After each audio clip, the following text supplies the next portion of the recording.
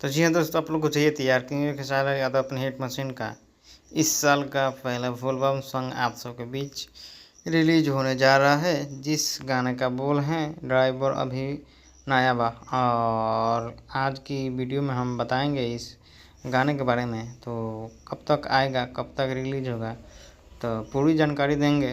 Video को ध्यान जरूर सुने। अपने हिट मशीन खेसारी लाल यादव का गाना सुनना पसंद करते हैं तो चलिए वीडियो को स्टार्ट करते हैं।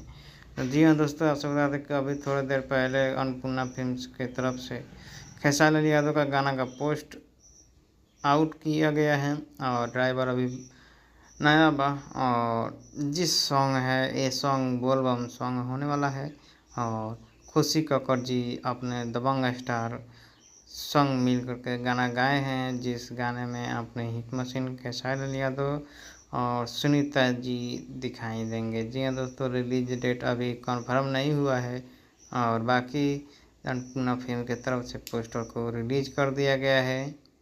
कल नहीं तो परसों इसको रिलीज भी किया जाएगा। बाकी मिलेंगे अगले वीडियो में, जब तक ले जय हिंद जय भोजपुरी।